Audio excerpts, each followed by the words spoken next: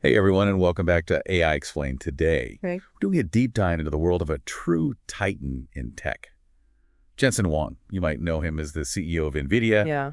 but there's so much more to his story. We've got a stack of articles here.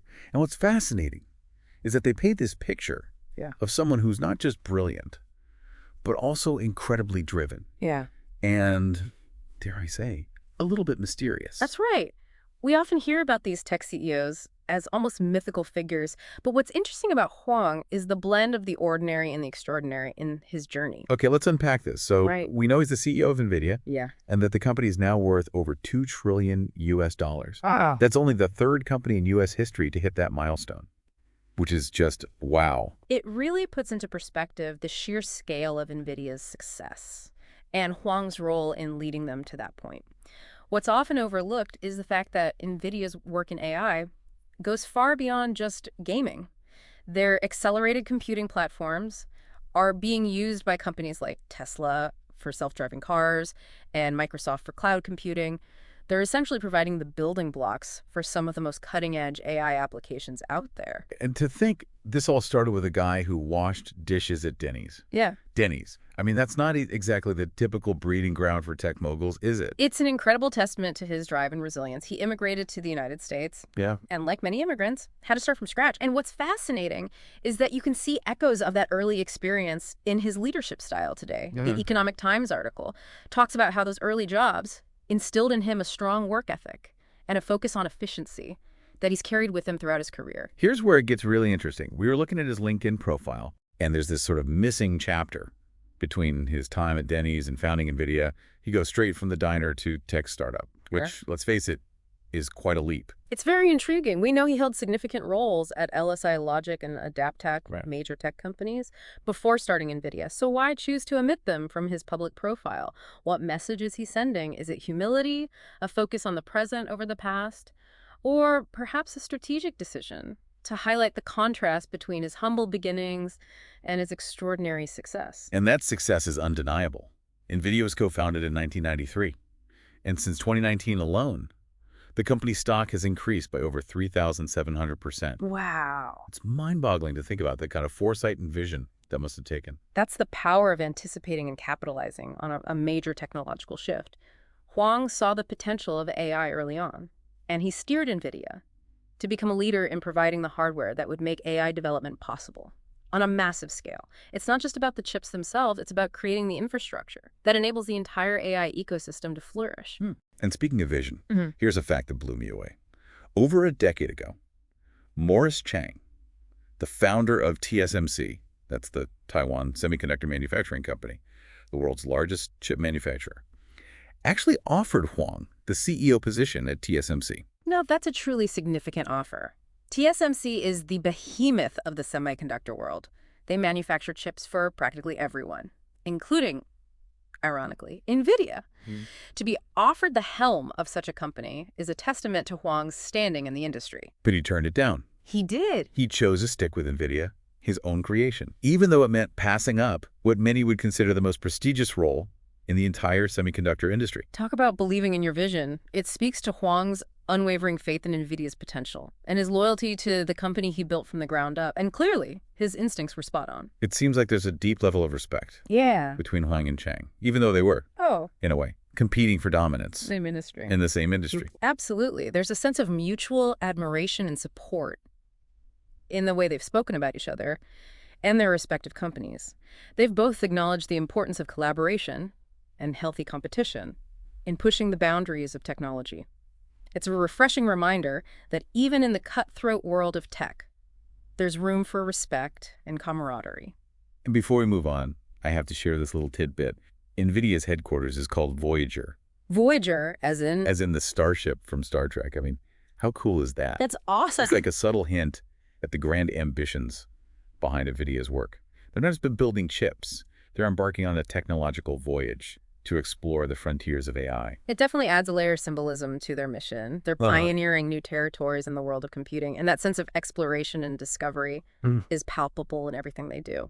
So what have we learned so far? We've got this incredibly driven individual, Jensen Huang, who went from very humble beginnings to leading a company that's playing a pivotal role in shaping the future of AI. And what's striking is how Huang's personal journey seems to be intertwined with the evolution of AI itself. We're talking about a technology that has the potential to revolutionize practically every aspect of our lives. And Huang and Nvidia are right at the heart of it. It really is a remarkable story, and I think what makes it so captivating is that it's not just about business or technology. It's about human potential. Yeah. And the power of vision. Exactly. And let's not forget the sheer scale of NVIDIA's impact. We're not just talking about incremental improvements here. They're providing the tools that are enabling breakthroughs in healthcare, where AI is being used to diagnose diseases earlier and develop more personalized treatments. And then transportation, where self-driving cars, powered by NVIDIA technology, have the potential to revolutionize the way we move. And make roads safer. It's like they're building the foundation for a future we can only begin to imagine. And they're doing it with a sense of purpose that goes beyond just profit. One of the things that struck me in these articles is how Huang consistently emphasizes the potential of AI to solve some of humanity's biggest challenges. He sees it as a force for good, a tool that can improve lives and make the world a better place. It's almost like he's on a mission, not just to build a successful company, but to really make a difference in the world. And that's inspiring, especially in an industry that's often criticized for focusing too much on the bottom line. That sense of mission is definitely palpable in everything we've read about him. He's not just chasing profits. He's genuinely passionate about the potential of AI to create a better future. So what does all of this mean for our listeners? Why should they care about Jensen Huang and the story of NVIDIA? Well, on one level, it's a reminder that anything is possible. Huang's story is proof that with hard work, determination, and a bit of vision, you can achieve extraordinary things no matter where you start. It's a classic tale of the American dream, but with a 21st century high-tech twist. Exactly. But on a deeper level, I think Huang's story challenges us to think about the kind of future we want to create. AI is going to play a massive role in shaping that future, and understanding Huang's journey helps us understand the forces that are driving this technological revolution. It's about being informed, right? It's about understanding the implications of these powerful technologies so we can make informed decisions about how they're developed and used. Absolutely. We need to be active participants in shaping the future of AI, not just passive bystanders. And that starts with understanding the people and the companies that are leading the way. You know, it's funny, because when we started talking about the missing chapter on Huang's LinkedIn profile, I initially thought it was just a quirky detail, but now I'm starting to see it as a metaphor for something much bigger. I agree. It makes you think about how we present our own stories and the choices we make about what to reveal and what to keep hidden. Exactly. And in Huang's case, it seems like those missing years actually played a crucial role in shaping his leadership style and his values. The Economic Times article quotes him as saying, "I had all kinds of jobs, and we went to a school. That included a lot of chores. My parents were not wealthy, but taught me the value of hard work." It's like those experiences instilled in him a sense of resourcefulness and a deep appreciation for the dignity of all work. That's a powerful insight. It suggests that those early jobs weren't just about making ends meet. They were about building character and shaping his worldview. And you can see that reflected in the way he leads NVIDIA today. He's known for his hands-on approach, his willingness to roll up his sleeves and get involved in every aspect of the business. It's like he brought that same level of dedication and attention to detail from those early jobs to everything he does now, whether it's designing chips or leading a multi-trillion-dollar company. It's a reminder that sometimes the most formative experiences come from unexpected places, and that the lessons we learn from those experiences can have a profound impact on our lives, even if they don't fit neatly into our professional timelines. It makes me wonder, if we were to ask Huang today about those missing years, would he see them as something to be glossed over? Or would he acknowledge their importance in shaping who he is today? That's a great question. And it makes me think about how we often frame our own professional narratives. What do we choose to highlight? And what do we choose to leave out? And what does that say about our values and our priorities? It's like we're constantly curating our own stories, deciding which chapters to emphasize and which to downplay. And it's not just about presenting a polished image. Those choices about what to include or exclude from our stories can actually shape how we see ourselves and how others perceive us. It's like we're creating a self-fulfilling prophecy. If we only focus on the highlights, we might miss out on the valuable lessons we learned from the challenges and setbacks along the way. It reminds me of something we discussed earlier, Huang's decision to turn down the CEO position at TSMC. I mean, Right.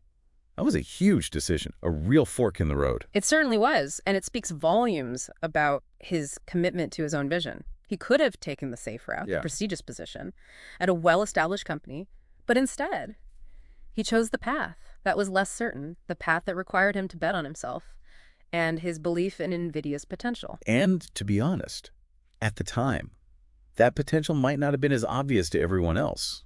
AI wasn't the global phenomenon it is today. Right. Took a certain amount of foresight and, frankly, courage to make that call. Exactly. He was willing to take a risk, to trust his instincts, and to pursue a path that was less traveled. And that's something we can all learn from, regardless of our field or ambitions, sometimes. The most rewarding paths are the ones that require us to step outside of our comfort zones and embrace the unknown. It makes you wonder, what if he had taken the TSMC job? Would Nvidia be where it is today? Would the AI landscape be different? It's a bit of a what-if scenario, but it highlights the impact that individual choices can have on the course of history. It's fascinating to think about, isn't it? It underscores the interconnectedness of things, how one decision can ripple outwards and create a cascade of consequences, both big and small. Thinking about Huang's journey and those pivotal decisions, it makes me want to ask our listeners, what are those defining moments in your own story?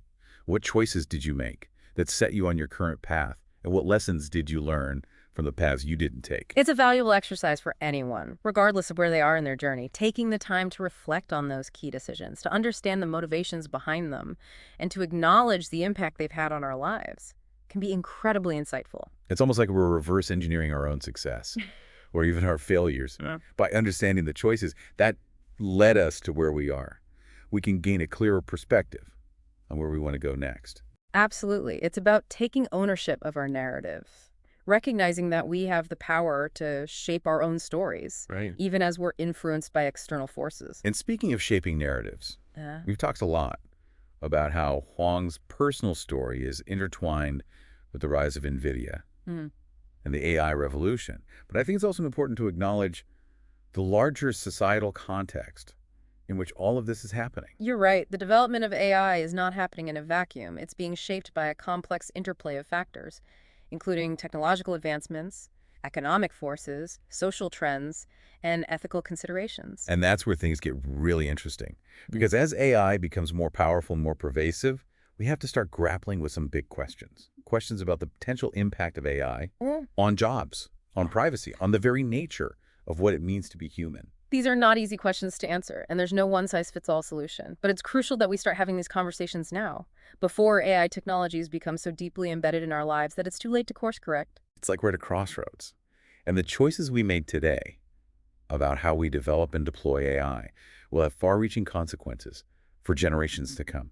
And that's a lot of responsibility to bear, not just for people like Jensen Huang, but for all of us. It's a shared responsibility, and it requires us to be informed, to be engaged, and to be willing to have those difficult conversations. We need to move beyond the hype and the fear-mongering and start thinking critically about the potential benefits and risks of AI and how we can ensure that it's used for good. So as we wrap up this deep dive into the world of Jensen Huang, I want to leave our listeners with a call to action. Don't just passively consume information about AI.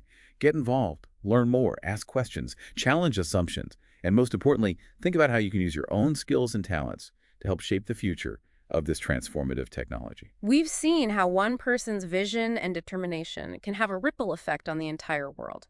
Imagine what we can achieve if we all work together to ensure that AI is developed and used in a way that benefits all of humanity. Thanks for joining us on this incredible journey. We hope this episode has sparked your curiosity and inspired you to learn more about the fascinating world of AI. And remember, this is just the beginning. The AI revolution is still in its early stages, and there's so much more to explore and discover. We'll be back soon with more deep dives, more insights, and more food for thought. Until then, keep learning, keep exploring, and keep asking those big questions. Thanks for listening.